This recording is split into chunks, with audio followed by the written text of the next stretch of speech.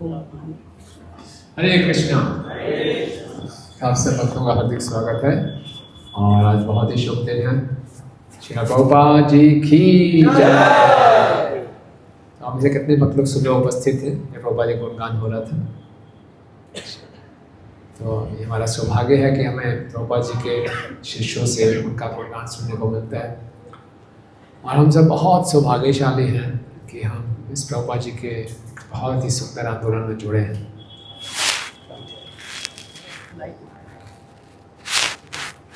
तो कहाँ से शुरू करें? श्रील प्रभुपाद जी के विषय में कहा जाता है कि अक्सर ऐसे हम भारत में बहुत से लोग कृष्ण को मानते तो हैं लेकिन कृष्ण को जानते नहीं।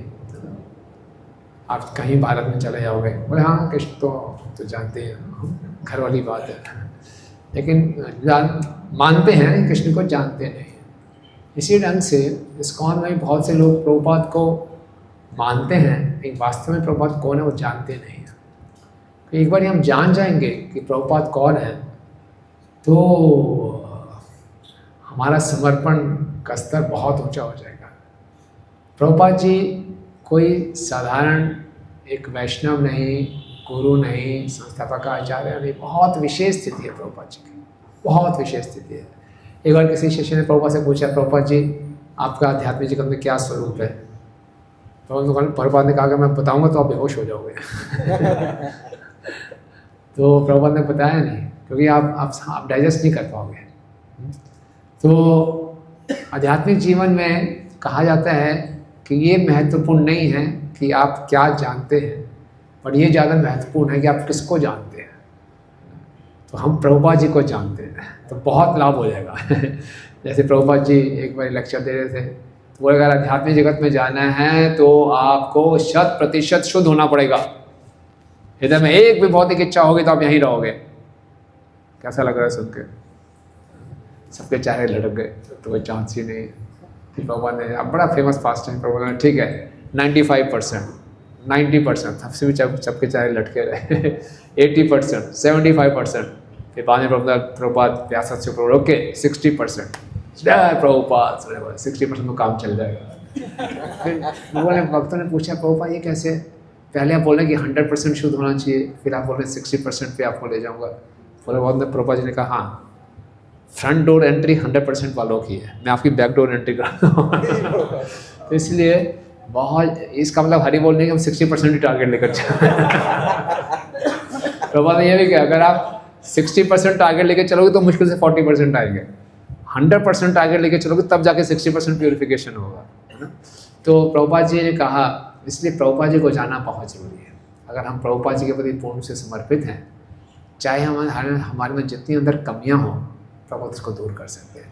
आज जगत तारिणी माता जी बहुत सुंदर बता रही थी कि हमारी जैसे मर्जी स्थिति है, बहुत अनर्थ है, बहुत बुरी हालत है, लेकिन अगर हम इस आंदोलन में सही ढंग से जुड़े हुए हैं, अपना भरसक प्रयास कर रहे हैं, तो साधना के बल पे, प्रार्थनाओं के बल पे, साधु संघ के बल पे, प्रभुपाद की पुस्तकों के अध्ययन के बल पे, प्रभुपाद की कृपा से हमारा उद्धार हो जाएगा।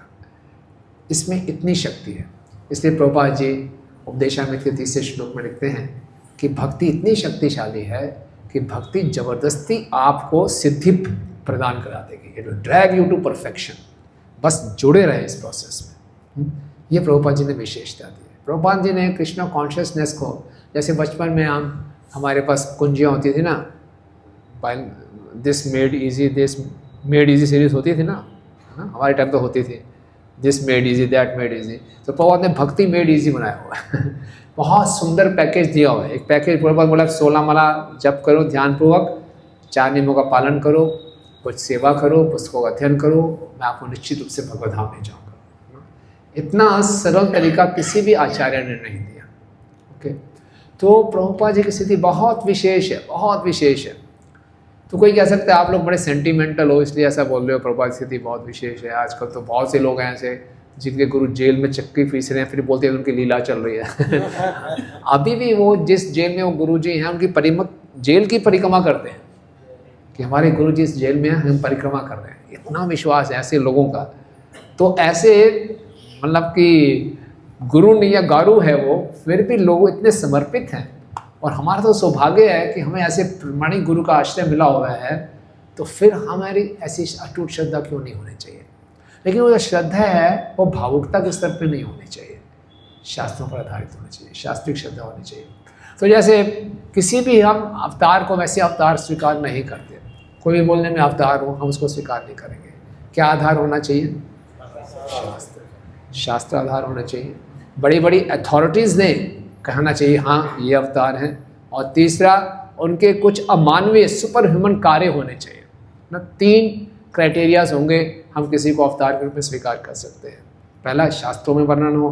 दूसरा, बड़े बड़े अथॉरिटीज़ ने उनको स्वीकार किया हो। और तीसरा, बड़े सुपर ह्यूमन कार्य किए हों। इसी ढंग से प्रभुपाद जी कोई साधारण संसार के व्यक्ति नहीं हैं, साधारण गुरु नहीं है, साधारण संस्थापकाचार्य नहीं है, बहुत विशेष हैं। तब भी हम इन 3 प्रमाणों से जाएंगे। शास्त्रों में उनका वर्णन होना चाहिए, बड़ी बड़ी अथॉरिटीज़ ने उनको स्वीकार किया होना चाहिए, उनको सुपर ह्यूमन कार्य करके दिखाने चाहिए। ठीक है ना। अगर ये तीनों प्रमाणित हो जाते हैं तो समझ आएगी प्रभुपाद की स्थिति कोई साधारण नहीं है। तो पहले देखते हैं शास्त्रों में। तो प्रभुपाद जी के अवतरण का शास्त्रों में भी वर्णन है। कौन कौन से शास्त्रों में बताइए? चैतन्य चैतामृत में कहाँ है?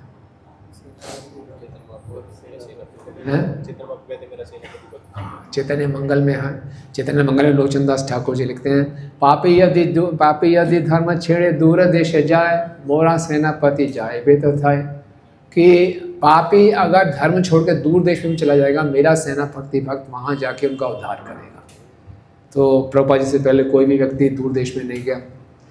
प्रभुपाद जी से पहले साधु संतों का समुद्र पार करना पाप माना जाता था, है ना। प्रभुपाद जी जब छिपीवाड़ा में रुके हुए थे तो वहाँ के जो पंडित जी थे वो प्रभुपाद से नाराज़ हो गए कि स्वामी जी आप समुद्र पार करके जाएंगे तो बहुत गलत बात है।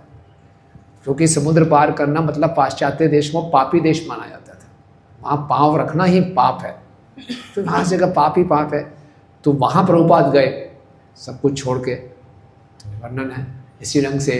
ब्रह्म वैवर्त पुराण में जन्म खंड में वर्णन आता है। आज भी कोई भक्त उनके विषय में चर्चा कर रहे थे कि जब गंगा मैया को मालूम चला कि कृष्ण अपने धाम वापस चले जाएंगे, तो गंगा मैया ने भगवान श्री कृष्ण के पास गई कि आप चले जाएंगे तो मेरा क्या होगा?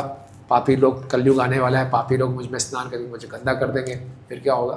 तो फिर भगवान श्री कृष्ण ने बोला था नहीं, मेरे ऐसे भक्त आएंगे जो अलग अलग देश से होंगे, नंबर 1। नंबर 2, जो केवल मेरा उच्चिष्ट स्वीकार करेंगे। और नंबर 3, जो हमेशा मेरे हरिनाम का उच्चारण करेंगे। जब ऐसे लोग तुम में स्नान करेंगे तुम्हारे सारे पापों को हर लेंगे। इतना भगवान श्री कृष्ण ने बोल दिया कि ऐसे भक्त आएंगे आपको शुद्ध करने के लिए। सरकार आजकल गंगा को शुद्ध करने का प्रोजेक्ट चला रही है लेकिन भगवान ने पहले से बोल दिया गंगा शुद्ध कैसे होगी, ऐसे भक्त आएंगे। जन्म खंड भवरवत पुराण में ये सारे श्लोक आते हैं, आप पढ़ सकते हैं। पद्म पुराण में नारद मुनि जी ने ऐलान कर दिया कि मैं भक्ति देवी को घर घर तक पहुंचाऊंगा, अगर ऐसा नहीं किया तो मैं हरिदास नहीं हूँ। किसने पहुंचाया भक्ति देवी को घर घर में? पाश्चात्य देश में प्रभुपाद जी ने। तुलसी महारानी ने कहा कि मैं भारत देश छेड़ के पाश्चात्य देशों में जाऊंगी। कौन ले गया पाश्चात्य देशों में? प्रभुपाद से पहले कोई पाश्चात्य देश में तुलसी नहीं गई हुई थी, है ना। इसी ढंग से श्री संप्रदाय के एक अलवर है नामा अलवर, उन्होंने एक ग्रंथ में लिखा था कि आज से 5000 वर्ष बाद, 5000 साल पहले लिखा हुआ ग्रंथ है कि जय हो जय हो जय हो, ऐसे बात कर रहे हैं। क्यों जय हो जय हो जय हो? कलयुग में सारे पापी, कोई पापी नहीं रहेगा, यमराज जी बेरोजगार हो जाएंगे हर जगह हरि नाम का उच्चारण हो रहा होगा, जय हो जय हो। बहुत जल्दी ऐसा भक्त आएगा जो पूरे विश्व में, पूरी पृथ्वी में हरि नाम को स्थापित कर देगा। ये सारी भविष्यवाणी हो रखी है। ये तो शास्त्रों में वर्णन आया है। उसके बाद बड़ी बड़ी अथॉरिटीज ने प्रभुपाद जी के विषय में भविष्यवाणी की है। जब प्रभुपाद जी राधा दामोदर मंदिर में थे, तपस्या कर रहे थे और बहुत प्रार्थनाएं करते थे रूप गोस्वामी जी से, तो रात को प्रभुपाद जी के सामने रूप गोस्वामी जी ने दर्शन दिए, आपको मालूम है। और रूप गोस्वामी जी ने प्रभुपाद को दर्शन दिया और बोले स्वामी जी आप जाइए पाश्चात्य देशों में, आपको पूरी सहायता करेंगे, आपको जरूर सफलता मिलेगी। वर्णन आते हैं। और रूप गोस्वामी जी ने भविष्यवाणी की, भक्ति विनोद ठाकुर जी ने भविष्यवाणी की थी, नरोत्तम दास ठाकुर जी ने भविष्यवाणी की थी। नरोत्तम दास ठाकुर जी, श्यामानंद पंडित और श्रीनिवास आचार्य की पहली बुक डिस्ट्रीब्यूशन पार्टी थी, है ना।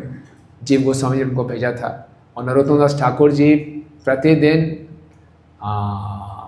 जीव गोस्वामी जी को अपने स्कोर्स भेजते थे कि इतनी इतनी हमने भागवतम बांटी, इतनी भक्ति रसामृत सिंधु बांटी, 2 भक्ति रसामृत सिंधु, ये सब बांटे ना, ये होता था।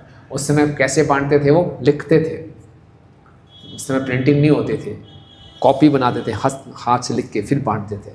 और फिर बाद में नरोत्तम दास ठाकुर जी बोल रहे हैं, धिक्कार है हमारी तपस्या को, धिक्कार है हमारी साधना को, कितना लो स्कोर है। ये कोई बुक डिस्ट्रीब्यूशन स्कोर है? 5 किताबें ये, 10 किताबें ये, तो बेकार है ना। लेकिन मैं देख पा रहा हूँ कि भविष्य में एक ऐसा महात्मा आएगा जो क्रांति ला देगा पुस्तक वितरण में, तब वो असली बात हो। ऐसा था ही नहीं। श्रीमद् भागवतम पहला स्कंद 5वां अध्याय 11वां श्लोक, तत्वाग विसर्गो जनता विप्लवो जस्मिन पति श्लोक अभद्रवद्यपि नामानि अंतानि यशोअंगतानि च गायन श्रमंती गायंती गृहंती साधव। कि ये श्रीमद् भागवतम पूरे संसार में जो बिल्कुल असभ्य लोग हैं, इनके हृदय में क्रांति ले आएगा। तो अभी तक कोई क्रांति नहीं आई थी, भागवतम केवल भारत तक ही सीमित था। श्रील प्रभुपाद जी ने पहले एक ऐसे आचार्य हैं जिन्होंने भागवतम का इंग्लिश भाषा में ट्रांसलेट किया और पूरे विश्व में इसको फैलाया। आज सत्यनारायण प्रभुपाद जी के जो शिष्य हैं वो बता रहे हैं अरेबिक भाषा में भागवतम का अनुवाद शुरू हो गया है, सोचिए। और जो बहरीन के राजा हैं, शेख है, उन्होंने सारी प्रभुपाद की पुस्तकें मंगवाई हैं और उनको बड़े आदरपूर्वक रखा है अपने महल में। आप बताइए कौन सा चाइनीज भाषा में भागवतम का ट्रांसलेशन हो रखा है। कमाल की बात है कि नहीं? कितनी क्रांति आ गई। लोग आप जानते हैं चाइनीज लोग क्या क्या खाते थे, अब वो प्याल लहसुन भी नहीं खा रहे, बताइए, चाय कॉफी भी नहीं पी रहे। तो कितनी बड़ी क्रांति है।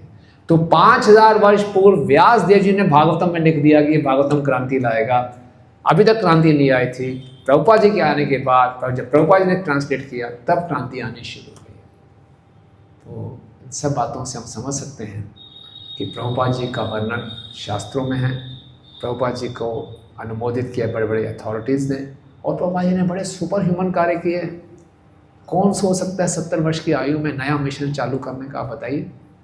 आप लोग यमुनानगर या इधर से यहाँ पे आए वृंदावन में, हम लोग दिल्ली से आए हैं, कितने साथ में प्रसाद लेके चलते हैं, रहने का अरेंजमेंट है कि नहीं, कितने पैसे लेके चलते हैं, सारा सुरक्षित है, टिकट विकट है, तब आगे बढ़ते हैं।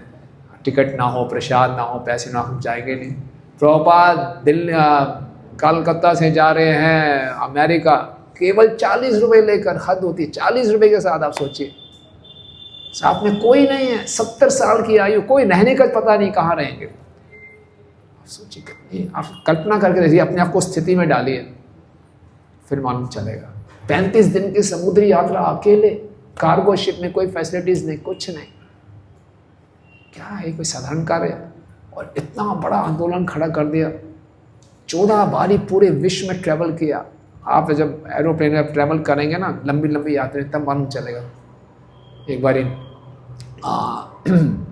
लंदन में कुछ लीगल डिस्प्यूट था, तो उन्होंने एक बहुत बड़े बैरिस्टर को बुलाया और बैरिस्टर को केस चल रहा था और केस दिया। तो उसने बैरिस्टर ने बोला, बैरिस्टर मतलब जो लॉयर होते हैं, आप अपनी किताबें दीजिए, मैं फ़िलॉसफी जानना चाहता हूँ आपकी। तो उसने पूरी किताबें पढ़ी, बोले yes Prabhupada is amazing, your founder acharya is amazing. सबने बोला yes we know that, why you don't know, he is too amazing. We know he is amazing. No he is too amazing. बोले कैसे, आप इतना कैसे करें, ही इज़ अमेजिंग। नो, बोलते आप सब यंग बच्चे हो, मैं 70 साल का हूँ। मैं जब पढ़ रहा हूँ कि उन्होंने 70 साल की उम्र में ये सब किया, तो मैं तो सोच भी नहीं सकता, इट्स टू अमेजिंग। तो हम आप में अधिकांशतः लोग यंग हैं, जब थोड़े से वृद्ध हो जाएंगे, 50 के भी पहुँचेंगे, 50-60 के पहुँचेंगे और ट्रैवलिंग करेंगे, तब मालूम चलेगा। प्रभुपाद इतने दूर दूर स्थानों में जाते, प्रभुपाद कभी जेट लैग होता ही नहीं था। 20-20, 25-25 साल के प्रभुपाद के जवान शिष्य थक जाते थे, प्रभुपाद थकते नहीं थे, कुछ नहीं, प्रभुपाद कोई फर्क नहीं पड़ता था। इस सुपर ह्यूमन कार्य किए प्रभुपाद जी ने। रात को हम लोग बहुत भाग दौड़ी हो तो प्रभुपाद की किताबें नहीं खोल पाते। प्रभुपाद इतनी भाग दौड़ी के बीच में किताबें लिखी हैं। हम बोलते प्रभु आज की रीडिंग हो रही नहीं, रीडिंग नहीं हो पा रही, बहुत बिजी हो, तो उधर भाग दौड़ लगी रहती है, बैठ ही नहीं पाता आराम से पढ़ने के लिए। प्रभुपाद पूरे 108 मंदिर मैनेज भी कर रहे हैं, भक्तों को ट्रेन भी कर रहे हैं और लिख रहे हैं। आप सोचिए लिखने के लिए कितना दिमाग चाहिए। मुश्किल से 2 या 2.5 घंटे सोते थे, रात को 1 बजे उठ के लिख रहे हैं। आप बताइए कितना सोच के लिख रहे हैं। आगे 10,000 वर्षों तक एक एक शब्द महत्वपूर्ण होना चाहिए। और प्रभुपाद की किताबें पढ़ते हैं, जो प्रभुपाद ने भागवतम में लिखा है बिल्कुल सच्चे साबित हो रहा है परपट्स में। तो इसीलिए प्रभुपाद इज एक्स्ट्राऑर्डिनरी। प्रिडिक्शंस उनके बारे में हम देखते हैं, शास्त्रों में है, बड़ी बड़ी अथॉरिटीज़ ने किया है और सुपर ह्यूमन है। श्री संप्रदाय का एक ग्रंथ है प्रपन्नामृत तपन, उसमें बताया गया है कि फाउंडर आचार्य को किसको बोलेंगे, तो उसकी 5 क्वालिटीज़ बताई गई है। पहला क्वालिटी बताई जो फाउंडर आचार्य होना चाहिए वो उद्धारक होना चाहिए। जैसे श्री संप्रदाय में रामानुजाचार्य जी को उद्धारक बोला जाता है, बाकी जितने भी गुरु हैं उनको उपकारक बोला जाता है। इसी ढंग से परम पूज्य लोकनाथ स्वामी महाराज ने अपनी पुस्तक में लिखा एक बारी, हमारे यहाँ भी श्रील प्रभुपाद जी उद्धारक हैं और हम सभी जो गुरु हैं अभी वर्तमान वो उपकारक हैं। उद्धारक मतलब वो ही जन्म मृत्यु से हमारा उद्धार करेंगे। जितने भी गुरु हैं इस्कॉन में, उनका एक ही कर्तव्य है कि सबको प्रभुपाद जी की शरण में लेके आएंगे और प्रभुपाद हमें भगवत धाम लेकर जाएंगे। ठीक है ना, तो वो उद्धारक है। एक बारी मुंबई में परम पूजनीय तमाल कृष्ण गोस्वामी महाराज जी का एक ऑपरेशन हो रहा था। तो ऑपरेशन से पहले डॉक्टर ने उनको एनेस्थीसिया दिया। तो एनेस्थीसिया, अगर आपने कभी ऑपरेशन कराया हो, एनेस्थीसिया लिया हो, तो सर्जन बोलता है चलिए गिनिए, 10 तक गिनिए, 1 2 3 4, ना धीरे धीरे गिनवाते ऐसे बात करते हैं। तो तमाल कृष्ण गोस्वामी महाराज अपनी मेमोरीज में लिख रहे हैं कि मुझे बोला गिनिए 10 तक, तो मैं 10 तक गिन भी रहा था और राधा रास बिहारी जी की आरती पे ध्यान लगा रहा था ना, भगवान के विग्रह पे की आरती हो रही है, जुहू के जो विग्रह हैं राधा रास बिहारी। तो 7 तक पहुंचा, राधा रास बिहारी की आरती का अपना ध्यान करते करते मैंने अपना होश खो दिया और फिर मेरा ऑपरेशन शुरू हो गया। लेकिन जब मैं बेहोश हो गया तो मुझे एक सपना आया। क्या सपना आया कि श्रील प्रभुपाद जी को सारे पूर्ववर्ती आचार्यों ने बुलाया है, रिपोर्ट दो, आप पृथ्वी पे प्रचार करने गए हो, बताओ क्या रिपोर्ट है, कैसा प्रचार कार्य चल रहा है। तो प्रभुपाद जी ने बोला कलयुग में लोगों की हालत तो बहुत ख़राब है कोई किताब नहीं पढ़ता, किसी की आध्यात्मिकता में रुचि नहीं है, कलेश ही कलेश है, सब बुरी आदतों में फंसे हुए हैं, स्मार्टफोन में उसमें नहीं सब बुरी बुरी नशों में फंसे पड़े हैं, बहुत बुरी हालत है। लेकिन किसी ना किसी ढंग से वो लोग मेरी शरण में आ रहे हैं, बस यही एकमात्र उम्मीद है। ये कह के तमाल कृष्ण महाराज का सपना टूट गया। यहाँ प्रभुपाद जी मुंबई में पहुँचे तो उनको मालूम चला तमाल कृष्ण स्वामी महाराज जी का ऑपरेशन चल रहा है। तो प्रभुपाद जी वहाँ पर गए उनको मिलने, और जब तमाल कृष्ण स्वामी महाराज ऑपरेशन करा के वापस अपने रूम में आए तो प्रभुपाद वहाँ बैठे वेट कर रहे थे। प्रभुपाद ने बोला तमाल आपने यहाँ क्यों ऑपरेशन कराया, मैं सोच रहा हूँ अमेरिका में कराना चाहिए था, चलो कोई बात नहीं। तो तमाल कृष्ण गोस्वामी महाराज ने बोला प्रभुपाद आप आए हैं मेरे को देखने के लिए, आपका बहुत धन्यवाद। लेकिन मैंने एक सपना देखा जब मैं बेहोश था, बड़ा विशेष सपना था, मैं आपको बता सकता हूँ। बोले आप बताइए। तो तमाल कृष्ण गोस्वामी ने पूरा सपना बताया कि आप ऐसे ऐसे बता रहे हैं, रिपोर्ट दे रहे हैं कि कलयुग में लोग बिल्कुल होपलेस हैं, इनकी एक ही उम्मीद है कि किसी प्रकार से मेरी शरण में आ जाते हैं। तो ऐसा बोला तो प्रभुपाद बोले yes that is completely true ये बिल्कुल सच है कि हमारी एक ही उम्मीद है कि किसी ना किसी ढंग से हम अपने आप को प्रभुपाद को शरणागत करते हैं, बस और कोई उम्मीद नहीं है ना। श्रील प्रभुपाद की जय। तो प्रभुपाद वास्तव में उद्धारक आचार्य हैं। तो जब प्रभुपाद विदेश में गए तो एक प्रेस रिपोर्टर ने उनसे पूछा स्वामी जी भारत से बहुत से गुरु आते रहते हैं, आप में और उनमें क्या फ़र्क है। प्रभुपाद ने बोला दूसरे गुरु के बारे में कुछ नहीं कह सकता, लेकिन मैं यहाँ पर आया हूँ आप सबको जन्म मृत्यु के चक्कर से छुटकारा दिलाने के लिए। प्रभुपाद एकदम बोल्डली बोलते हैं। तो ये प्रभुपाद नंबर 1 उद्धारक है। नंबर 2 जो प्रभुपाद जो फाउंडर आचार्य का दूसरा गुण होता है दीन अभय, कि वो अभय प्रदान करते हैं। प्रभुपाद जी का तो नाम भी है अभय चरणार में भक्ति वेदांत स्वामी श्रील प्रभुपाद। तो अगर हम प्रभुपाद के चरणों की शरण लेंगे तो हमें कोई भय नहीं सताएगा। ठीक, ऐसे बहुत से भक्तों का अनुभव है। और हम देखते हैं कि प्रभुपाद ने अपने शिष्यों को इतना अभय बना दिया, इतना निर्भीक बना दिया, किसी को भी किसी स्थान पर भेजे तो वो प्रचार शुरू कर देता था। 3 गृहस्था कपल्स को लंदन भेज दिया, जाओ शुरू कर दिया प्रचार, धुआंधार प्रचार हुआ। किसी को जापान भेज दिया, जाओ प्रचार करो। तब रामकृष्ण स्वामी महाराज को चाइना भेज दिया। तो अगर हमें प्रभुपाद जी की बातों पे विश्वास है तो हमारा सारा भय खत्म हो जाएगा। प्रभुपाद ने स्वयं करके दिखाया। प्रभुपाद को अपने गुरु के वचनों में इतना विश्वास था, प्रभुपाद बिल्कुल निर्भीक हो गए। प्रभुपाद एक बार अपने शिष्यों के साथ मॉर्निंग वॉक पे थे। प्रभुपाद ने बोला, जब मैं बच्चा था कलकत्ता में, मैं विक्टोरिया मेमोरियल बिल्डिंग है उसके ऊपर चढ़ जाता था। Prabhupada you are very brave. Prabhupada ने कहा, I am brave now also. तभी 70 साल की उम्र में विदेश में आ गए। क्यों? जब हमें गुरु के चरणों में श्रद्धा होती है तो वो श्रद्धा हमारा उत्साह बढ़ा देती है, वो श्रद्धा हमें साहस देती है, वो श्रद्धा हमारे सारे भय को दूर कर देती है। भय से संशय उत्पन्न होता है, जब संशय होगा तो भय होगा, लेकिन जब पूरी श्रद्धा होगी तो भय खत्म हो जाता है। तो प्रभुपाद दीन अभय हमें अभय प्रदान करते हैं। ये दूसरी योग्यता है एक फाउंडर आचार्य की। तीसरी योग्यता है कि उस फाउंडर आचार्य ने शास्त्रों पे अपनी टीकाएं लिखी होनी चाहिए। तो प्रभुपाद ने अपनी टीकाएं लिखी हैं भागवतम के ऊपर, भगवद गीता के ऊपर, सभी ग्रंथों के ऊपर। चौथा लक्षण है कि उस फाउंडर आचार्य बनने के लिए उनको वैष्णव गीतों पे भी टीका लिखनी थी। तो प्रभुपाद ने वैष्णव सॉन्ग्स पर भक्तिविनोद ठाकुर, नरोत्तम दास ठाकुर के गीतों पे भी टिप्पणी दी हुई है। और पांचवा विशेष है कि जिस संप्रदाय में ये फाउंडर आचार्य होगा, उस संप्रदाय की फिलॉसफी उस आचार्य के नाम से जानी जाएगी। तो हम भी बोलते हैं प्रभुपाद की फिलॉसफी ये है ना, हमें जो बोलना है प्रभुपाद की फिलॉसफी के अनुसार बोलना है, तो पूरी फिलॉसफी प्रभुपाद के नाम से जानी जाती है। तो ये 5 मुख्य गुण हैं फाउंडर आचार्य के, जो कि पूरे प्रभुपाद जी में पाए जाते हैं। तो इसीलिए जो हमने पहला बताया कि प्रभुपाद जी कोई साधारण फाउंडर आचार्य भी नहीं है, कोई साधारण गुरु भी नहीं है। प्रभुपाद की स्थिति बहुत ही अद्वितीय है। ओके, और प्रभुपाद यहाँ पर प्रकट हुए हैं हम सबको सिखाने के लिए। प्रभुपाद एक परफेक्ट आचार्य है। जैसे आज सुबह के लेक्चर में प्रभुपाद जी बता रहे थे, हम सबको आचार्य बनना है, लेकिन प्रभुपाद जी कह रहे थे डोंट बी पफ्ड अप। अपने आप सेल्फ स्टाइल आचार्य नहीं बनना। आचार्य बनने से पहले जानना है कि आचार्य कौन होते हैं। ओके, आचार्य वो होते हैं जो पूर्ण रूप से एक अच्छे शिष्य होते हैं। ओके, पहले एक अच्छा शिष्य बनना पड़ेगा। जब अच्छे शिष्य बनेंगे तो अच्छे आचार्य अपने आप बन जाएंगे। और फिर अपने आचरण से प्रभुपाद ने करके दिखाया कि कैसे एक अच्छा शिष्य बनना चाहिए, कैसे एक अच्छा साधक होना चाहिए।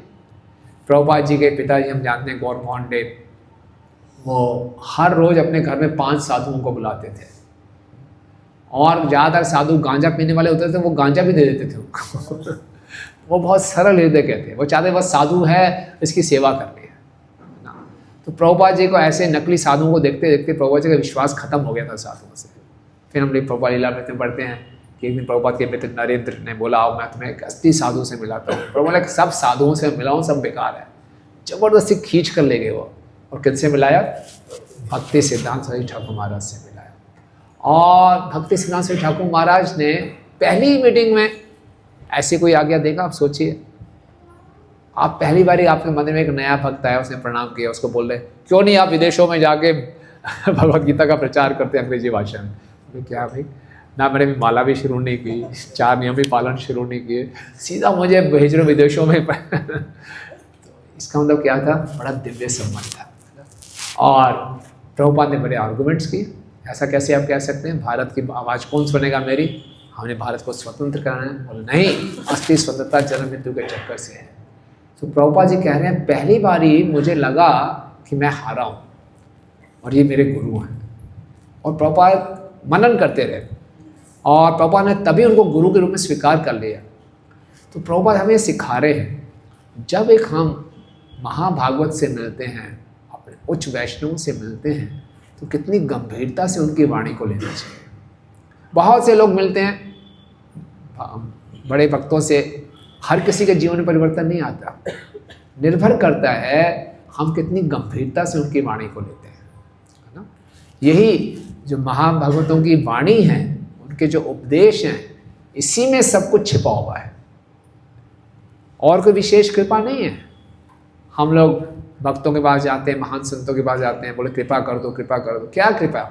उनकी कृपा उनके वचनों में है, लेकिन उनके वचन हर कोई सुनता है, लेकिन हमने अपने हृदय को इतना उपजाऊ नहीं बनाया हुआ कि उनके वचनों को स्वीकार कर सकें। प्रभुपाद ने बड़ी गंभीरता से स्वीकार किया। और प्रभुपाद लीलामृत में लिखा जा रहा है कि प्रभुपाद सोचे थे उस समय, प्रभुपाद की आयु 26 वर्ष की थी, गृहस्थ आश्रम में थे। प्रभुपाद ने सोचा काश मैंने विवाह ना किया होता ना, तो मैं इस मिशन को अभी शुरू कर देता। अब तो मेरा विवाह हो चुका है, बच्चे हैं, घर की जिम्मेदारी संभालनी है, मैं तुरंत तो विदेश नहीं जा सकता।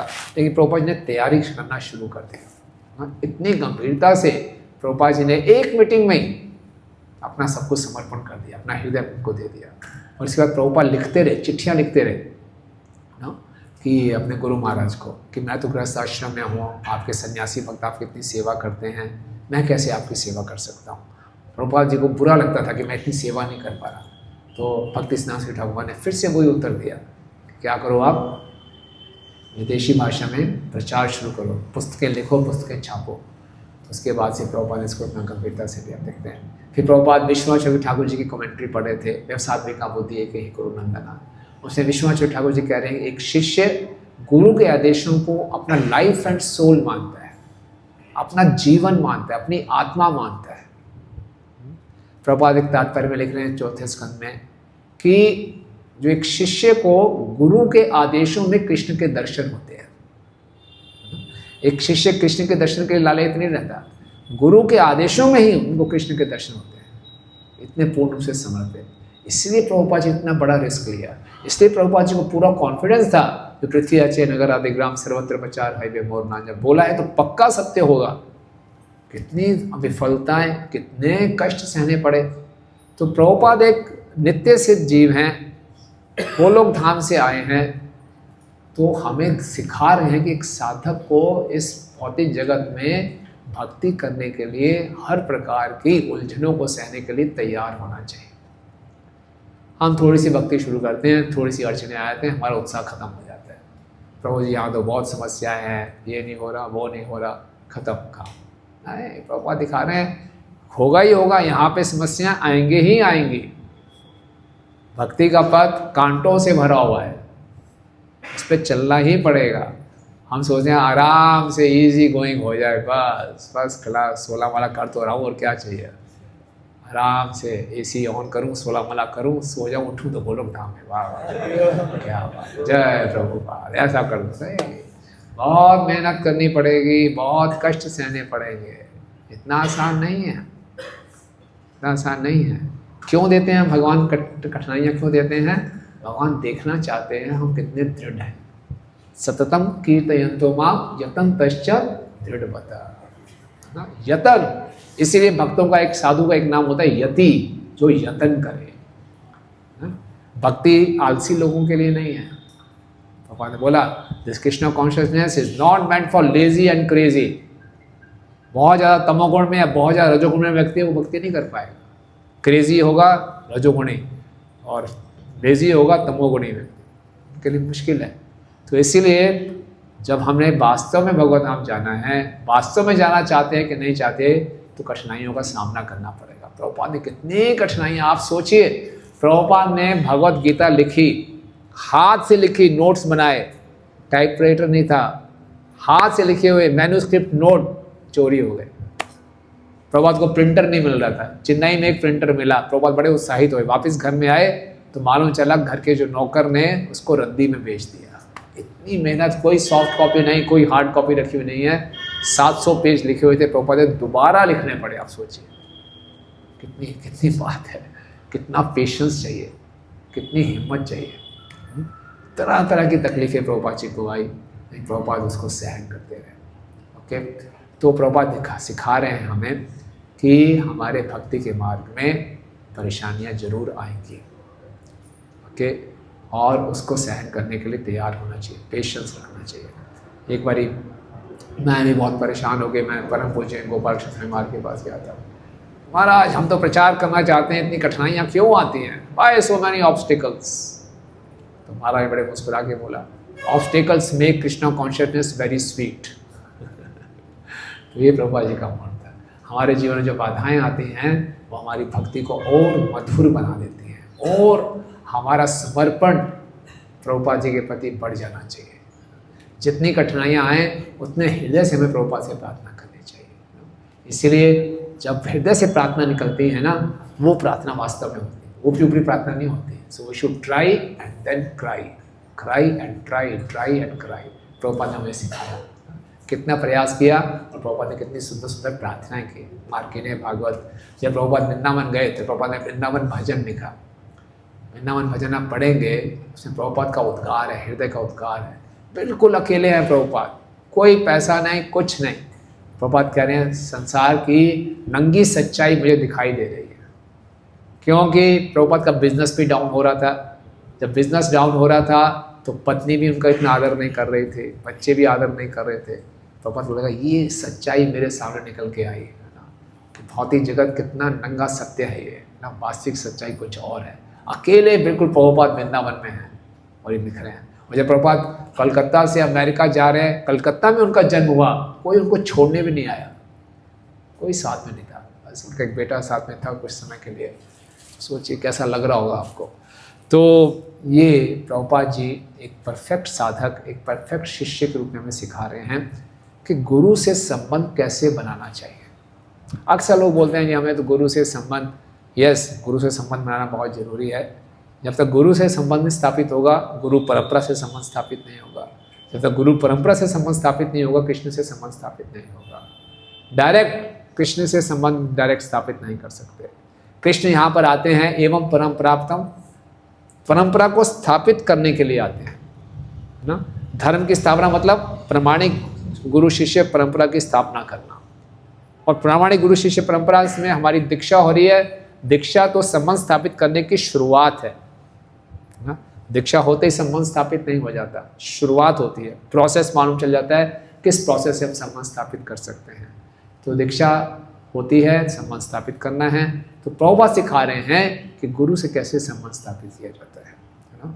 गुरु से संबंध स्थापित करना है तो अच्छी साधना और अच्छी सेवा, सेंटिमेंटल नहीं है ना। प्रभुपाद जी की बहुत प्रमुख शिष्या थी यमुना माता जी, है ना, आपने सुना होगा। तो एक बार यमुना माता जी ने बहुत सेवाएं की प्रभुपाद जी की। तो प्रभुपाद जी को आके एक बार इसने बोल दिया, Prabhupada I love you. Prabhupada ने बोल दिया I also love you.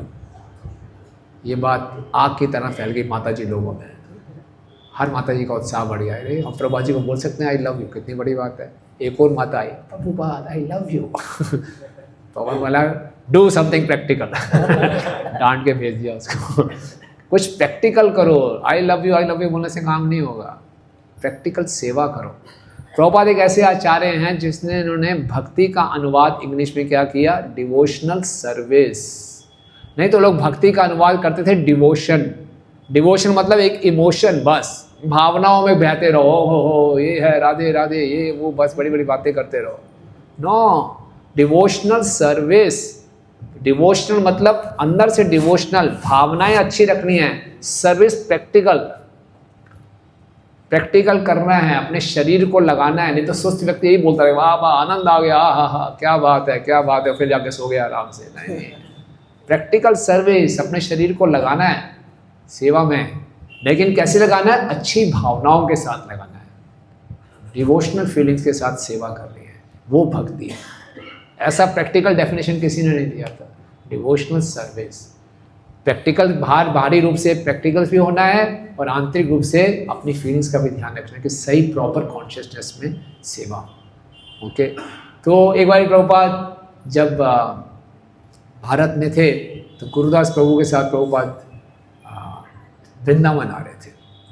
Gurudas प्रभु बैठे थे एक ही वैन में, और गुरुदास प्रभु पहली बार ही वृंदावन आ रहे थे।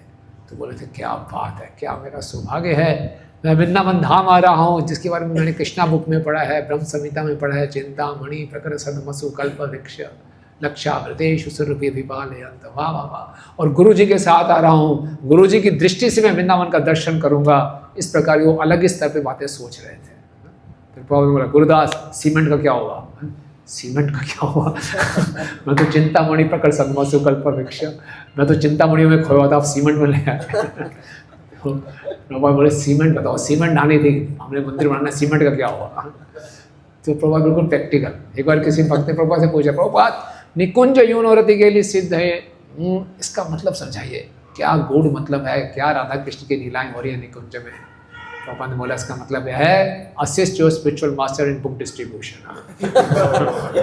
आपने गुरु की सहायता करो पुस्तक वितरण में, है ना?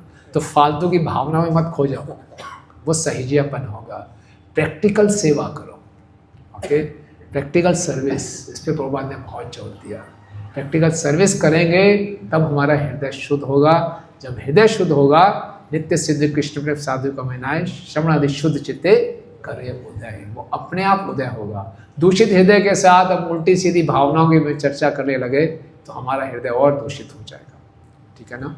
तो प्रभुपाद के पास सब कुछ था, है? जैसे हम जानते हैं कि प्रभुपाद एक बार हवाई में थे, अमेरिका में, तो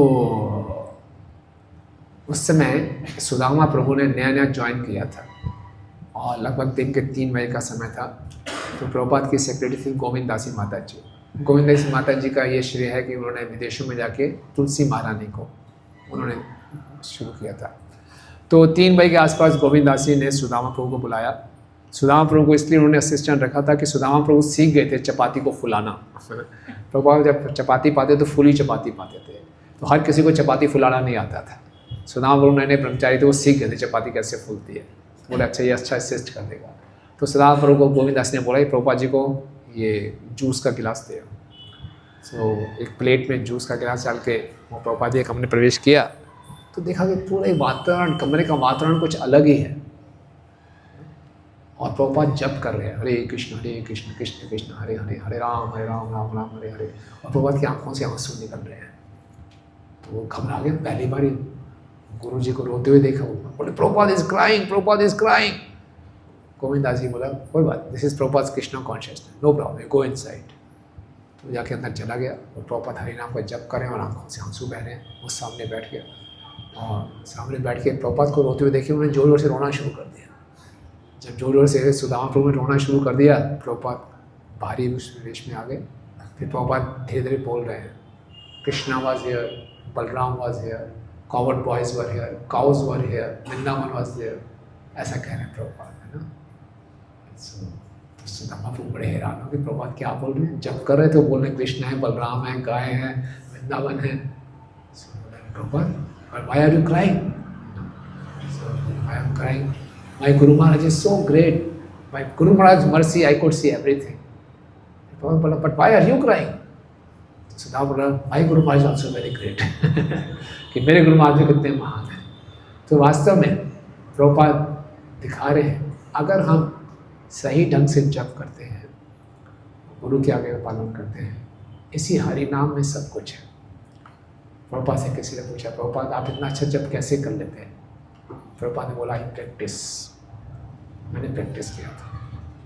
ओके, सो हरे नाम हरे नाम हरे नाम एम केवल कलो नास्ते नास्ते नास्ते कति था।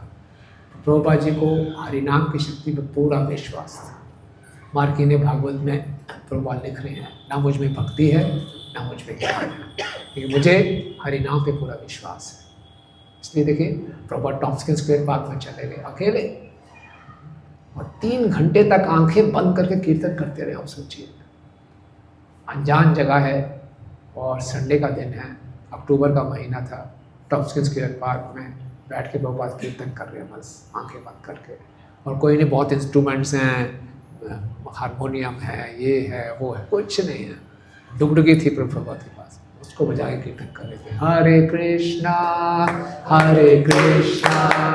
कृष्णा कृष्णा हरे हरे, हरे राम हरे राम राम राम हरे हरे, हरे कृष्णा कृष्णा कृष्णा हरे हरे, हरे राम राम राम हरे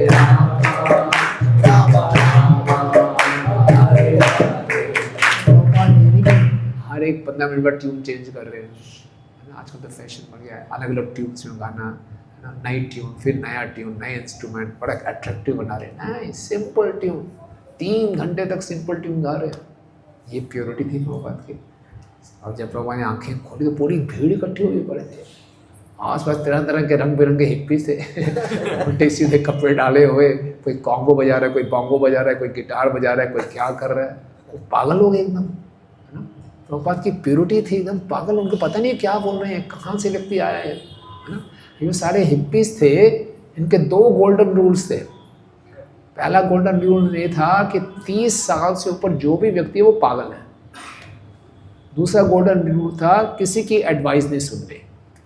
आप सुनो, जिसने ये पहले 2 गोल्डन रूल, मतलब इसको हम चेंज नहीं करेंगे, ये हमारे रूल्स हैं कि अगर आप 30 साल से ऊपर हैं तो आप तो पागल हैं, तो पागल की बात तो वैसे भी सुननी नहीं। अगर आप 3 साल से नीचे भी हैं तब भी आप हमें एडवाइस तो दे ही नहीं सकते, तो कौन इनको सुधारेगा। प्रभुपाद की आयु थी 70 वर्ष और प्रभुपाद ने खूब एडवाइस दी, वो भी संस्कृत में और सुना। क्योंकि प्रभुपाद के हृदय में प्रेम था, कंपैशन था। इसलिए प्रभुपाद का जो कीर्तन था उनको इतना प्रभावित कर गया, वो सब नाचना शुरू कर दिए और पूरे वहाँ पे टाइम्स में न्यूज़ आ गया, पूरी खबर छप गई कि हरे कृष्णा कोई साधु आया, पूरा उसने रेवोल्यूशनाइज कर दिया। और फिर प्रभुपाद चलने लगे, जैसे बचपन में अपने बैक पाइपर की स्टोरी पढ़ी थी, सारे हिप्पीज पीछे पीछे, और प्रभुपाद का छोटा सा स्टोर फ्रंट था, उसके अंदर प्रवेश करे, सारे हिप्पीज अंदर आ रहे। फिर प्रभुपाद ने बोला अब से मंडे वेडनेसडे फ्राइडे शाम को भगवदगीता क्लासेस होंगे। वहाँ से आंदोलन शुरू हुआ। सोचिए, तो केवल हरिनाम से, कुछ नहीं था प्रभुपाद के पास, हरिनाम से सरलता, कोई इंस्ट्रूमेंट्स में नहीं थे, एक सिंपल ट्यून से प्रभुपाद ने पूरा आंदोलन शुरू कर दिया ना। ये हरिनाम में प्रभुपाद की विश्वास। एक बारी प्रभुपाद जब कलकत्ता में आए तो अमृत बाजार पत्रिका के मालिक थे तरुण कांति घोष, उनकी मीटिंग थी प्रभुपाद जी के साथ। तो मीटिंग में थोड़ा लेट हो गए, तो बोला प्रभुपाद मैं रास्ते में एक योगी से मिला, वो योगी बहुत महान था। योगी ने पूरे शरीर में कोई कपड़े नहीं डाल रखे थे, बस एक गमछा लपेटा हुआ था, और योगी ने ऐसा किया, हवा में गुल गुल गुल कुछ किया और एक सेब निकाल दिया। ये सेब मैं आपके लिए लेके आया हूँ प्रभुपाद। हालांकि वो दिखा रहा था, आप स्वामी जी आप भी कुछ योग दिखा सकते हैं, आप में ऐसी कोई शक्ति है, हवा से सेब उत्पन्न कर देंगे। प्रभुपाद ने बोला मेरे में ऐसी कोई शक्ति नहीं है ना, मैं तो खाली हरिनाम को जानता हूँ। उसी from that holy name came so many books, from that holy name came so many temples, from that holy name came so many devotees, from that holy name came so many festivals, so many temples, so many centers, and so many temples, so many apples are there। एक हरि नाम से इतने apples हैं, इतने मंदिर हैं, आप तो खाली एक एप्पल लेकर आए हो। तो ये प्रभुपाद जी का विश्वास था पूरा हरि नाम के ऊपर। और प्रभुपाद इसीलिए हर तात्पर्य में लिखते हैं क्या, हरे कृष्णा कृष्णा कृष्णा हरे हरे, हरे राम राम हरे हरे। प्रभुपाद कहते हैं ये प्रोसेस बहुत सिंपल है बट रिक्वायर सिंसियर एप्लीकेशन। हम यहाँ मार खा जाते हैं, हम सोचते हैं बहुत सिंपल है, बहुत इजी है, हम बड़े इजी गोइंग हो जाते हैं, कैसे भी जब कर लेते हैं, 16 माला निपटा देते हैं। नहीं, प्रभुपाद 16 माला ध्यान पूर्वक, अपराध रहित, ऑफेंसलेस, वो हमें प्रयास करना है। तो इसको कैजुअल नहीं लेना, बड़ी गंभीरता से लेना है, तो ये काम करेगा। प्रभुपाद जी लिख रहे हैं अगर हमने हरिनाम के जप में इतनी गंभीरता नहीं दिखाई तो कभी भी हम स्त्री और धन से आकर्षित हो सकते हैं, लेकिन अगर हम बड़े ध्यानपूर्वक हरिनाम का जप करने का प्रयास कर रहे हैं तो हरिदास ठाकुर की कृपा से हम माया से बचे रह सकते हैं, अन्यथा कोई चांस नहीं है। माया बहुत शक्तिशाली है, लेकिन हरिनाम उससे शक्तिशाली है, लेकिन उसको ध्यानपूर्वक लेने का प्रयास करना चाहिए। तो प्रभुपाद जी ने एक अच्छे साधक के रूप में हमें सिखा रहे हैं कि हमने गुरु के आदेशों को और साधना को कितनी गंभीरता से लेना है।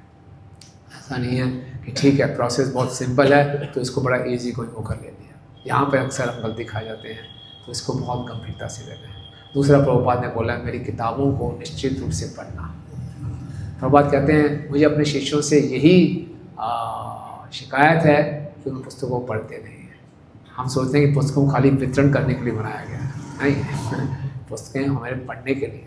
जितना अच्छे ढंग से हम पुस्तकों को पढ़ेंगे, जितनी मात्रा में हमारा कन्विक्शन होगा, उतने हम उत्साह से पुस्तकों को वितरित करेंगे, राइट। तो पूरे उत्साह से पुस्तकों को वितरण करने के लिए हमें मालूम होना चाहिए पुस्तकों में क्या है। परम पूज्य ने प्रबोधानंद सरस्वती महाराज संकीर्तन पार्टी लीड किया करते थे, तो उनकी पार्टी में एक नया भक्त जुड़ा था, तो पुस्तक वितरण में लगा दिया। उसको पुस्तक बांटे थे, वो पुस्तक बांट रहा था नया भक्त। तो किसी ने पूछा ये एसी भक्ति वेदांत कौन है ये? बोले ऐसे स्वामी जी हैं जो हमेशा एसी में रहते हैं। तो उससे कुछ पता ही नहीं, उसको नाम ही नहीं मानता एसी भक्ति वेदांत कौन है। तो ऐसी हालत नहीं होनी चाहिए। भाई किसी किताब में क्या है, किताब में क्या है, बस दिव्य ज्ञान है, नहीं, हमें मालूम होना चाहिए इस किताब में क्या है। तो किताबों को अपने अच्छे ढंग से पढ़ना चाहिए, समझना चाहिए, उसको अपने जीवन में उतारना चाहिए। देखिए प्रभुपाद की जो पुस्तकें हैं ये क्रांति लाने के लिए हैं, और इन्होंने पूरे विश्व में क्रांति ला रहे हैं। लेकिन क्रांति कैसे आएगी? जब इसको हम पढ़ेंगे और इसको जीवन में उतारने का प्रयास करेंगे। थिंकिंग, फीलिंग एंड विलिंग, मन हमारा इन 3 स्टेजेस में काम करता है। तो हमारा हृदय में परिवर्तन कैसे आएगा कि जो हम प्रभुपाद के लेक्चर सुनते हैं या उनके तात्पर्य को पढ़ते हैं, पहले उसके बारे में सोचें, फीलिंग, फिर मनन करें, उसको अनुभव करें, और फिर विलिंग होगा, फिर इच्छा उत्पन्न होगी अपने जीवन में इसको उतारना है, फिर हमारी इच्छाओं में बदलाव आएगा। तो इसलिए पुस्तकों को बहुत गहराई से और बहुत गंभीरता से हमें पढ़ना है। तो आज का दिन जैसे है, प्रभुपाद जी ने इतने कष्ट उठाकर इतनी पुस्तकों को लिखा है, तो हमें बहुत ही आज प्रभुपाद से प्रार्थना करनी चाहिए कि हम इसको अपने जीवन में उतार सकें, हम उनको पढ़ सकें, प्रतिदिन नियम बना सकें कि इसको हम पढ़ें, राइट। और प्रभुपाद एक ऐसे आचार्य हैं, अगर हम प्रभुपाद कॉन्शियस हो गए तो निश्चित रूप से कृष्णा कॉन्शियस हो जाएंगे।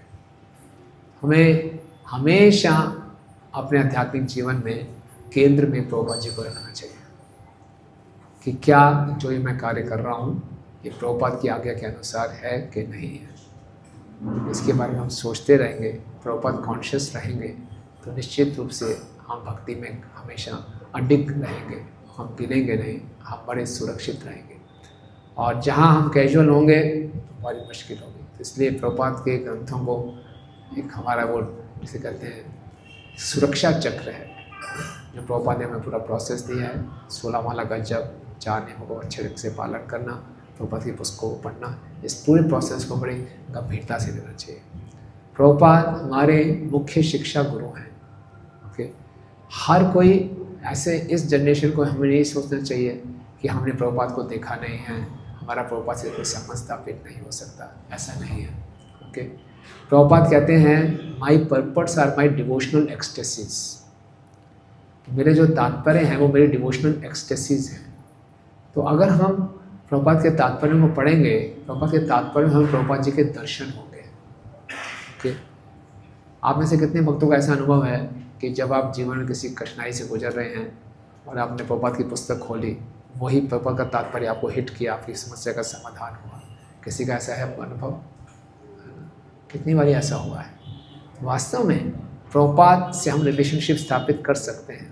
ओके, ऐसे बहुत से लोग हैं जिन्होंने पहले कभी प्रभुपाद को देखा नहीं था, लेकिन प्रभुपाद उनके सपने में आए और प्रभुपाद ने उनका जीवन बदल दिया। ऐसे बहुत सी कथाएं हैं, बहुत सी कथाएं हैं। जैसे मैं अभी जय श्री श्री राधा गोविंद देव जी की जय, श्री पवन निताई की जय। मैं अभी गया था, पेरू में गया था, एक जगह है पेरू, तो वहाँ पे एक व्यक्ति मिला मुझे। वो वहाँ पर गोविंदा था, वहाँ पे प्रसाद पाने आता था। तो वहाँ के भक्त ने मुझे मिलाया, ये ऐसा भक्त है कि वहाँ पे पेरू में, पेरू की राजधानी लीमा है, वहाँ पे भी कोई ऐसा ढोंगी गुरु था, उसके चक्कर में फंस गया था। लेकिन पता नहीं कहाँ से उसके सपने में प्रभुपाद जी आए और प्रभुपाद ने कहा मेरी पुस्तकों को पढ़ो। तो बड़ा हैरान हो गया, क्या है ये, कहाँ कौन व्यक्ति है? बोले मेरी पुस्तकों को पढ़ो। और फिर एक भक्त पुस्तक वितरण कर रहा था और उसने पुस्तक पकड़ाई, उसने आगे पीछे देखा तो बोले ये यार ये बूढ़ा व्यक्ति मेरे सपने में आया था। कौन है ये? अब सोचिए, अनजाने व्यक्ति के सपने में प्रभुपाद जी आ गए उसको बचाने के। वो ढोंगी गुरु के चक्कर में फंसा हुआ था। बोले मेरी पुस्तकों को पढ़ो।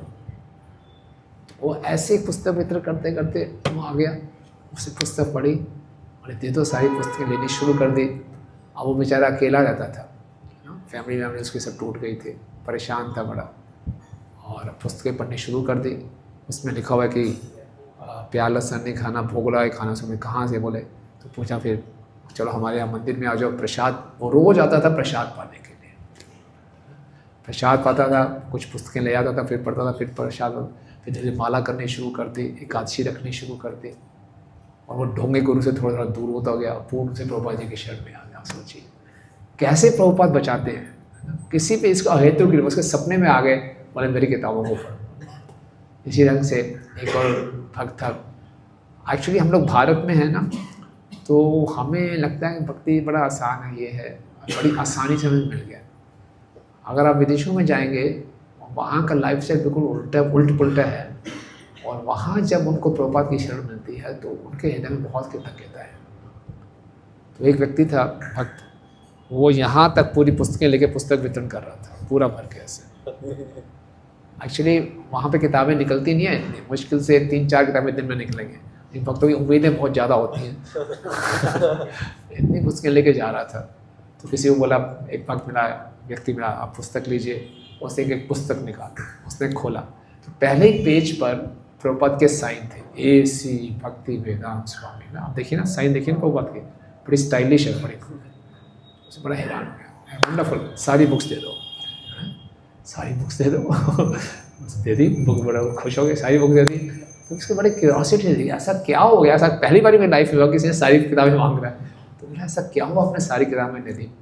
बोले मैं हैंड राइटिंग स्पेशलिस्ट हूँ, और मैंने ये देखा आप जिसने पुस्तकें लिखी हैं, मैंने पूछा यही ऑथर है ना, तो ये जो व्यक्ति है जिसने पुस्तकें लिखी हैं, ये संसार का नहीं है, ये संसार का नहीं है, ये समथिंग एक्स्ट्रा ऑर्डिनरी। तो इसीलिए मैंने लगा ये पुस्तकें सारी देनी चाहिए। प्रभुपाद एक्स्ट्रा ऑर्डिनरी, प्रभुपाद के पास असीमित शक्तियाँ हैं। कई बार हम सोचते हैं कि कलयुग में चमत्कार को नमस्कार, जब तक कोई चमत्कार नहीं दिखाएंगे हम इनको महान साधु के रूप में नहीं मानेंगे। नहीं, प्रभुपाद जी के पास सारी यौगिक शक्तियाँ हैं, लेकिन प्रभुपाद ने उनको दिखाया नहीं। लेकिन कभी कभी प्रभुपाद प्रकट भी करते थे। जैसे बहुत से ऐसे इंसिडेंट्स हैं कि एक बार जब प्रभुपाद अपने लास्ट स्टेज में थे, तो लंदन चले गए थे, वहाँ से वापस आए। प्रभुपाद फिर बॉम्बे पे रुके, और फिर प्रभुपाद ने बोला कि मुझे वृंदावन ले जाओ, मैं वहीं शरीर छोड़ूंगा। तो भक्त तो बहुत दुखी थे, तो बोले वृंदावन जाना है। तो एक श्रीनाथ प्रभु जी थे, बहुत बड़े अच्छे भक्त बने। श्रीनाथ प्रभु उस समय प्रभुपाद से मिलते थे और बहुत आर्गूमेंट्स करते थे, वो चिन्मय मिशन से जुड़े हुए थे, लेकिन फिर भी प्रभुपाद जी की रिस्पेक्ट करते थे। तो तमाल कृष्ण गोस्वामी महाराज ने श्रीनाथ जी को फ़ोन किया कि आपके पास बड़ी गाड़ी है, वो ले आइए, ताकि पीछे गाड़ी में प्रभुपाद जी लेट जाएंगे, प्रभुपाद की हालत तबीयत बहुत ख़राब है, आप हमें सुबह स्टेशन पे छोड़ देना, मथुरा की ट्रेन हम पकड़ेंगे। ओके, तो ठीक है जी। सो प्रभुपाद जी पीछे गाड़ी में लेट गए, और गाड़ी में आगे तमाल कृष्ण गोस्वामी महाराज बैठ गए। पीछे प्रभुपाद को संभालने के लिए 2-3 भक्त थे, इनका नाम था शायद ब्रह्मानंद थे और उपेंद्र थे, उपेंद्र। तो गाड़ी चला रहे थे, तो तमाल कृष्ण महाराज आगे बैठे थे, श्रीनाथ जी को बोले थे गाड़ी धीरे चलाओ, प्रभुपाद जी लेटे हुए पीछे, धीरे चलाओ। तो धीरे चलाते थे। प्रभुपाद बहुत बीमार थे, उपेंद्र को बोलते थे गाड़ी तेज़ चलाओ, तो उपेंद्र श्रीनाथ को बोलते थे गाड़ी तेज़ चलाओ। वो गाड़ी तेज़ चलाते थे, तमाल कृष्ण महाराज डांटे क्यों तेज़ चला रहे हो, धीरे चलाओ। प्रभुपाद पीछे लेटे हुए हैं, वो थोड़ा धीरे करते थे। फिर प्रभुपाद उपेंद्र को बोलते थे, बोलो तेज़ चलाओ। उपेंद्र फिर बोला तेज़ चलाओ, फिर तेज़ चलाते थे। बड़े कन्फ्यूज हो गए। अल्टीमेटली उपेंद्र ने बोला प्रभुपाद कह रहे गाड़ी तेज़ चलाओ। तमाल कृष्ण महाराज को समझ में नहीं आया, बीमार हैं, इतने खड्डे हैं, तेज़ चलाएंगे गिर जाएंगे, क्या होगा। प्रभुपाद कहते नहीं तेज़ चलाओ। तो तेज़ी से गाड़ी चला के पहुँच गए। अब जैसे गाड़ी वहाँ पहुँचे और एक व्हील चेयर मंगाई, ओके, और व्हील चेयर मंगा के कर ही रहे थे, तो आगे तमाल कृष्ण महाराज गए। तो फिर टीटी मिल गया, तो टीटी को बोला हमारे गुरुजी हैं, इनके ला रहे हैं व्हील चेयर। तो बोले, टीटी ने बोला कि आपको मालूम नहीं है। बोले क्या, हमने सब जगह अखबार में मैसेज भेजा है कि गाड़ी आज अपने टाइम से पहले निकल रही है, आधा घंटा। ऐसे कैसे, बड़ा यूनिक केस था, भारतीय रेल में गाड़ी पहले निकल रही है। तो उस समय ऐसा था नहीं कि SMS आ जाएगा, सब आ जाएगा, अनाउंसमेंट कर दी रेडियो में, ऐसे भेज दिया, तो भक्तों को मालूम नहीं था। लेकिन प्रभुपाद जी को मालूम था कि गाड़ी आज अपने टाइम से आधा घंटा पहले जा रही है। तो प्रभुपाद को ऐसी शक्तियाँ थी, प्रभुपाद तभी बोले थे गाड़ी तेज चलाओ ना। तो तमाम कृष्ण महाराज सब हैरान हो गए कि वो तो टाइम से तब भी आधा घंटा पहले पहुँचे थे, तब भी गाड़ी निकलने वाली थी, थोड़ा जल्दी लाओ। तो निकलने लगे। तो फिर प्रभुपाद ने क्या किया, अपनी एक माला डाली हुई थी, वो माला श्रीनाथ जी के लिए रखी वहाँ पे। तो बड़ी तेज़ी से भाग भाग के प्रभुपाद की गाड़ी पे चलाया। तो क्योंकि भक्त समझ नहीं पा रहे थे प्रभुपाद क्यों बोल रहे हैं तेज़ चलाओ तेज़ चलाओ। वो तो सोचते बहुत टाइम बचा हुआ है, वो ट्रेन तो वैसे ही लेट होती है, हम तो पहले ही पहुँच जाएंगे। प्रभुपाद गाड़ी जल्दी पहुँचा। जब श्रीनाथ प्रभु वापस आए, ये श्रीनाथ प्रभु कह रहे मेरी प्रभुपाद के साथ अंतिम मीटिंग थी। जब वापस आए तो देखा प्रभुपाद ने अपनी गार्लेंड भी उनके लिए छोड़ के गए। श्रीनाथ प्रभु की आंखों में आंसू आ गए। हालांकि वो प्रभुपाद से खाली आर्गूमेंट्स करते थे, वो निराकारी थे। इस समय बाद में वो भक्त बने कि प्रभुपाद इतनी पीड़ा में थे, फिर भी जाते हुए अपनी योगिक शक्तियाँ भी दिखा रहे हैं और साथ ही साथ में करुणा भी दिखा रहे हैं, अपना प्रसाद भी उस भक्त के लिए, ड्राइवर के लिए छोड़ के जा रहे हैं। ये प्रभुपाद जी की विशेषता थी, इतनी पीड़ा में भी दूसरे के बारे में सोच रहे हैं। इसी ढंग से बहुत ऐसे इंसिडेंट्स हैं।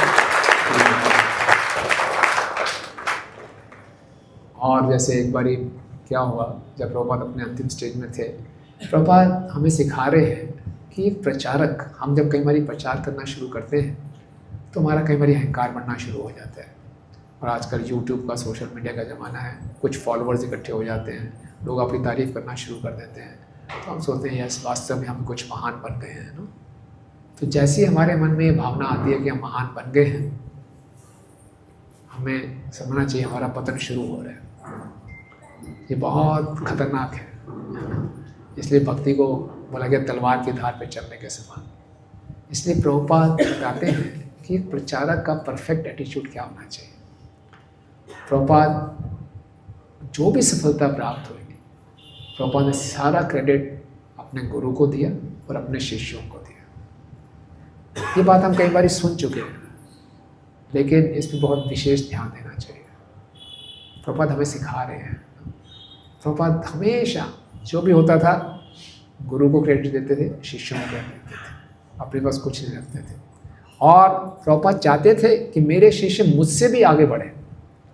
ये प्रभुपाद बिल्कुल द्वेष रहित थे, चाहते थे जो भी मेरे जूनियर्स हैं मुझसे भी आगे बढ़े, मेरे को एक्सेल करें, मुझसे ज़्यादा किताबें लिखें, मुझसे ज़्यादा शिष्य बनाएं। लेकिन किस एटीट्यूड के साथ कि मैं केवल एक इंस्ट्रूमेंट हूँ। ये सफलता की कुंजियाँ हमें प्रभुपाद सिखा रहे हैं, क्योंकि भक्ति है बहुत आसान, बहुत सरल, लेकिन हम लोग बहुत कॉम्प्लिकेटेड हैं, इसको कॉम्प्लिकेटेड बना देते हैं। अगर अपने में सरलता रखेंगे, प्रभुपाद बहुत सरल थे। तो जब प्रभुपाद अपने अंतिम स्टेजेस में थे तो बुक डिस्ट्रीब्यूशन स्कोर्स आते थे तो प्रभुपाद बिल्कुल अलाइनमेंट हो जाते थे। तो भक्ति तीर्थ स्वामी महाराज बहुत एक्सपर्ट थे लाइब्रेरीज में, पूरे भागवतम सेट रखवाना, प्रभुपाद की खूब पुस्तकें बांटते थे और प्रभुपाद के पास उनके स्कोर आते थे, प्रभुपाद बहुत खुश हो जाते थे। तो प्रभुपाद उस समय लंदन में थे, तो भक्ति तीर्थ स्वामी महाराज को मालूम चला कि प्रभुपाद लंदन में है, मैं उनको मिल के आता हूँ। फिर प्रभुपाद भारत वापस जाने वाले हैं, तो भक्ति तीर्थ स्वामी महाराज आए और प्रभुपाद को मालूम चला कि भक्ति तीर्थ स्वामी महाराज आगे हैं, तो प्रभुपाद ने उनको अपने पास बुलाया। तो प्रभुपाद बिल्कुल शरीर में उनकी हड्डियाँ ही हड्डियाँ हो गई थी, सारा बहुत बीमार हो गए थे, बहुत धीरे धीरे बोलते थे। तो पहले भक्ति तीर्थ स्वामी महाराज आए तो प्रभुपाद ने अपने सामने बुलाया, पास में आओ, और प्रभुपाद ने उनको गले लगा लिया, उनके सर पे हाथ फेरने लगे और बोले योर लाइफ इज़ सक्सेसफुल, है ना। तो भक्ति तीर्थ महाराज को इतना अच्छा लगा। आप सोचिए, गुरु आपको बुला के गले लगा रहा है, सर पे हाथ फेर रहा है कि आप इतनी अच्छी पुस्तक वितरण कर रहे हो, योर लाइफ इज़ सक्सेसफुल। तो भक्ति तीर्थ महाराज की आंखों में आंसू आ गए। Yes Prabhupada, I am doing nothing, you only force us. Prabhupada कहते हैं yes, this is our Guru parampara, my guru Maharaj forced me, so I am forcing you. तो ये बड़ा अच्छा लगा भक्ति तीर्थ महाराज को। अगले दिन प्रभुपाद ने भक्ति तीर्थ महाराज को बोला, ऐसे पूरे भक्तों की सभा थी, बताओ कहाँ कहाँ पुस्तक वितरण करते हो। तो भक्ति तीर्थ महाराज लिखते हैं कि पिछला दिन मेरा जीवन का सबसे अच्छा दिन था। प्रभुपाद ने मेरे सर पे हाथ फेरा, बोला योर लाइफ इज सक्सेसफुल, और क्या चाहिए, है ना। और मैं बड़ा गर्वित महसूस कर रहा था। अगले दिन मैंने बोलना शुरू किया सबके सामने, मैं उस कॉलेज में गया, उस यूनिवर्सिटी में गया, उस प्रोफेसर को ऐसे बोला, ऐसा किया, यह किया, वो किया। ना बोल रहे थे मैं कैसे पुस्तक उतर की। सो प्रभुपाद समझ गए कुछ अहंकार आ रहा है। प्रभुपाद ने बीच में रोक दिया, ऑल बाय कृष्णाज मर्सी। सो भक्ति दीप महाराज कह रहे हैं ये प्रभुपाद की आखिरी इंस्ट्रक्शन थी। बहुत हैवी लगी मुझे, मैं कहाँ उड़ रहा था। पिछले दिन प्रभुपाद ने मुझे बोला सब कुछ योर लाइफ इज सक्सेसफुल, और आज बोल दिया ऑल बाय कृष्णाज मर्सी। कभी नहीं भूलना चाहिए कि जो भी हो रहा है सब गुरु और कृष्ण की कृपा से हो रहा है। ओके, सो प्रभुपाद एक परफेक्ट आचार्य है, परफेक्ट साधक, परफेक्ट शिष्य, परफेक्ट प्रचारक, परफेक्ट मैनेजर, परफेक्ट ऑर्गेनाइजर, है ना, सिखा रहे पूरे दक्ष हैं प्रभुपाद जी कि सब कुछ किया प्रभुपाद जी ने। और वो हमसे भी अपेक्षा करते हैं कि भक्ति में हमेशा हमें सचेत रहना है, अलर्ट रहना है ना।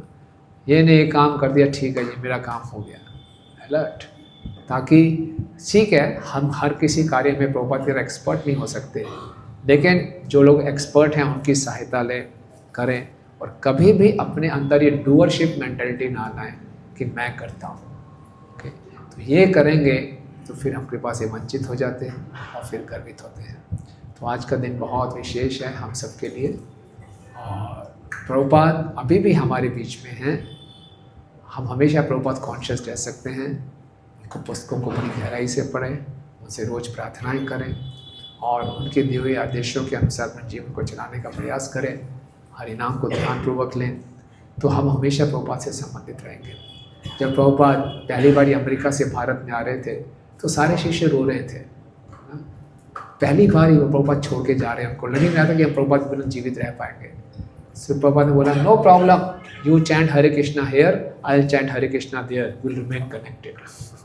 तो अगर हम अच्छे ढंग से हरिनाम का जप करेंगे तो हम प्रभुपाद से हमेशा कनेक्टेड रहेंगे। ठीक है, हरे कृष्णा। श्री प्रभुपाद की जय।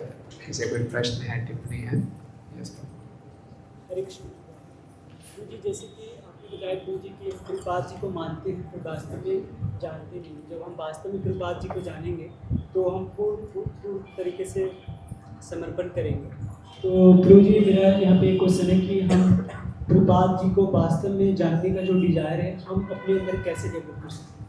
प्रभुपाद जी को जानने का डिज़ायर कैसे उत्पन्न कर सकते हैं? क्योंकि अगर हमारे जीवन का लक्ष्य वास्तव में कृष्ण प्रेम पाना है, there is no way, it has to be through bona fide acharya, प्रमाणिक गुरु के माध्यम से ही होगा, है ना।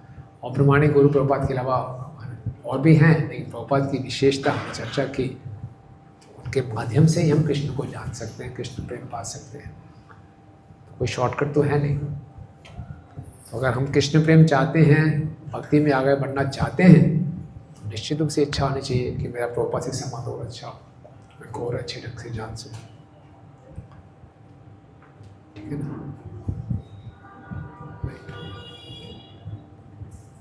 कृष्ण भाई बहुत अच्छा क्लास है, प्रभुपाद जी की स्थिति बहुत अच्छा है। मेरा क्वेश्चन तो प्रीति जी आपने बताया कि प्रभुपाद जी उद्धारक हुए, बाकी सब उदाहरण उपकारक। उपकारक। तो उसमें निश्चय रूप से प्रभुपाद जी को विशेष है, बहुत ही अद्वितीय कार्य है। लेकिन मतलब जोर से बोलो।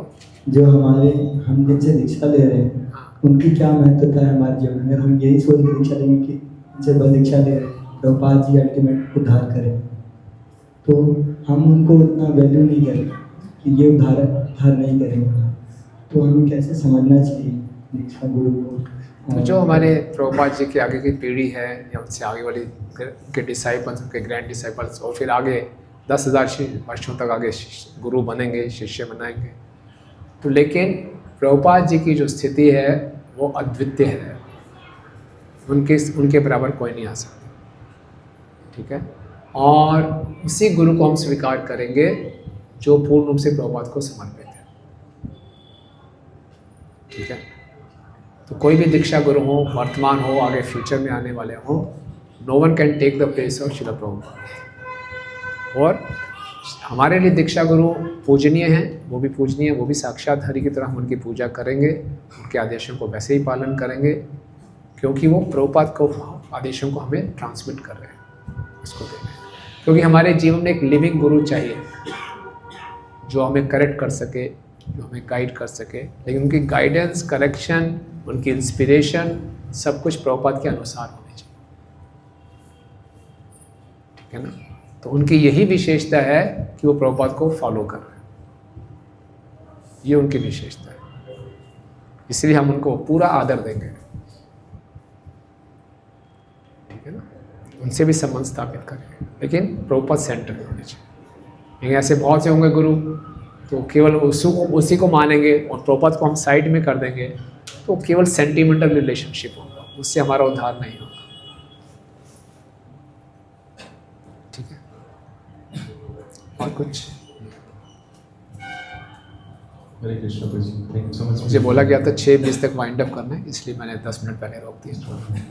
प्रभु जी क्वेश्चन है कि जैसे आप बताते हैं कि प्रभुपाद जी जब फोन जाते हैं तो आप कीर्तन करते हैं, तो लगातार 3 घंटे तक प्रभुपाद जी ने एक ही टोन पे कीर्तन किया। पर हमारे साथ क्या होता है कि हम कीर्तन कर रहे हैं, तो जब हम कीर्तन कर रहे हैं, हम तो गा रहे हैं, बट समटाइम डिवोटीज का ऐसा फेस एक्सप्रेशन आता है कि वो बताते हैं कि तू बस बेसुरा ही गा रहा है, तो उस टाइम हम टोन चेंज करते हैं, है ना। तो हमारे लिए क्या होना चाहिए कि हम कीर्तन तो कर रहे हैं, बट डिवोटीज भी अब रिस्पॉन्स ऐसा आ रहा है।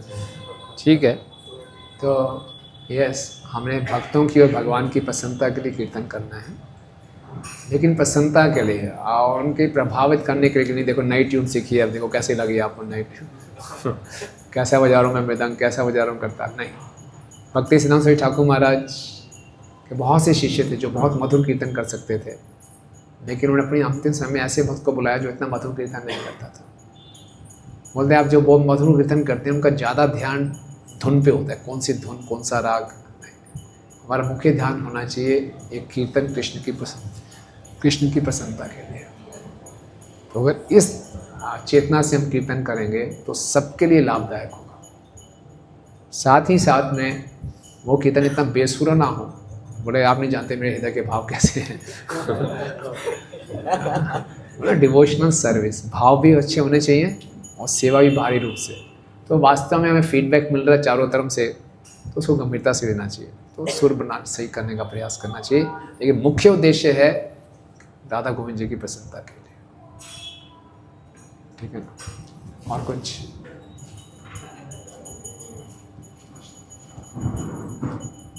हरे Krishna, thank you so much. तो जी मेरा प्रश्न ये था कि जैसे श्रील प्रभुपाद अपने गुरु के प्रति डेडिकेट हो, उनके पास सब कुछ चीज़ें अवेलेबल थी, इवन मटेरियल मीन्स और स्पिरिचुअल, बट अगर जो भक्ति में लगा है, नया भक्त है, उसके पास सब कुछ होने के बाद भी उसकी कुछ डिजाइन रह जाती है, तो उसमें उस भक्त की चेतना क्या रहेगी। बट पता सब कुछ होने के बाद में कि श्रील प्रभुपाद ने हमें कृष्ण दिए हैं, ग्रंथ दिए हैं, इसके माध्यम से हम अल्टीमेट हैप्पीनेस मिल पाएगी।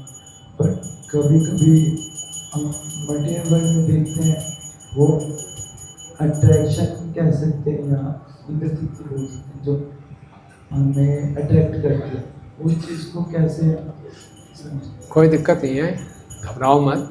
अभी हमारा रोग ठीक हो रहा है, अभी बुखार पूरा उतरा नहीं है, देखिए हमारी दवाई चल रही है, हमारी डाइट ठीक चल रही है। इस परहेज़ को करते रहें, दवाई लेते रहें, या अट्रैक्शन धीरे धीरे कम हो जाएगा। लेकिन अपने जीवन को इस ढंग से ढालें कि डिस्ट्रैक्शन और अट्रैक्शंस बढ़े ना।